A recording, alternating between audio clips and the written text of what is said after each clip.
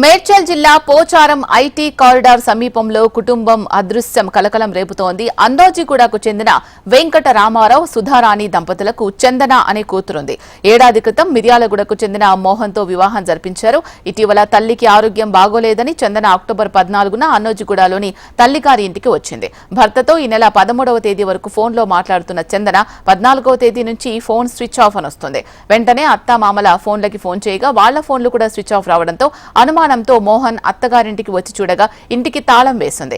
భార్య అత్తమామల గురించి ఇంటి చుట్టుపక్కల ఆరా తీయగా ఎలాంటి సమాచారం లేకపోవడంతో పోచారం పోలీసులను ఆశ్రయించి ఫిర్యాదు చేశాడు. మిస్సింగ్ కేసు నమోదు చేసుకున్న పోలీసులు ముగ్గురి కోసం గాలిస్తున్నారు.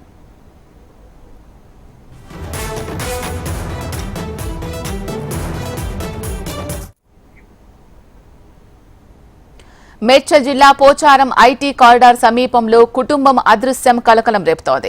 దీనికి సంబంధించి పూర్తి సమాచారం మా ప్రతినిధి అమర్ అందిస్తారు. అమర్, పోచారం ఐటీ కారిడార్ పరిధిలో కుటుంబం ఏదైతే ప్రస్తుతం అదృశ్యమైన ఘటన వెలుగులోకి వచ్చింది.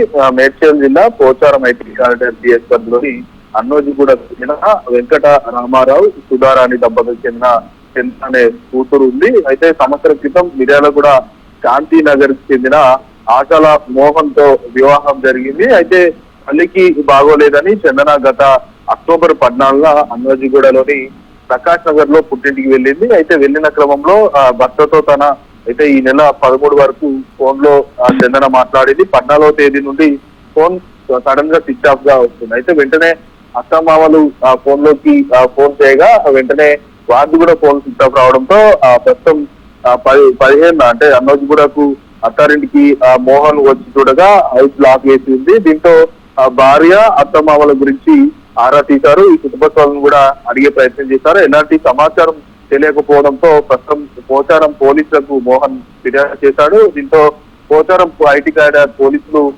ఫిర్యాదు ఆధారంగా మిస్సింగ్ సంబంధించిన అదృశ్యానికి సంబంధించి కేసు నమోదు చేసుకుని దర్యాప్తు చేస్తా ఉన్నారు. ప్రస్తుతం ఏదైతే ఆ ముగ్గురి కోసం కూడా పోలీసులు ఒకవైపు గాలిస్తా ఉన్నారు. అయితే వీళ్ళు కుటుంబం ఒక్కసారిగా ఎందుకు విడిచి వెళ్ళవలసి వచ్చింది, వీటన్నిటిపై సంబంధించి ప్రస్తుతం ఐటీ కారిడార్ పోలీసులు వాళ్ళ దగ్గర ఉన్న ఫోన్ కాల్స్ ఆధారంగా, ఎందుకంటే గతంలో ఒక్కసారిగా మిస్సింగ్ ఆ కుటుంబం మొత్తం మిస్సింగ్ కావడం వాళ్ళ దగ్గర ఉన్న ఫోన్స్ అన్నిటి కూడా పోలీసులు ఫోన్ కాంటాక్ట్స్ అన్ని కూడా వెలికి తీశారు. ఫోన్ కాంటాక్ట్ లో ఉన్న వాళ్ళందరినీ కూడా సంప్రదించే ప్రయత్నం ఒకవైపు చేస్తూ ఉన్నారు. దగ్గర బంధువులు ఎవరైతే ఉంటారో వారిని కూడా అడిగే ప్రయత్నం అయితే చేస్తున్నారు. అయితే మొత్తాన్ని చూసుకుంటే ఒక్కసారిగా కుటుంబం మొత్తం కూడా అదృశ్య ఘటన ప్రస్తుతం చర్చనీయాంశంగా మారుతుంది. అసలు ఎక్కడికి వెళ్లారు ఏంటి అన్న కోణంలో ప్రస్తుతం అయితే పోలీసులు సీసీ ఫుటేజ్ ఆధారంగా కూడా పోచారం ఐటీ కారిడార్ పోలీసులు దర్యాప్తు చేస్తా ఉన్నారు. Right, thank you Amar.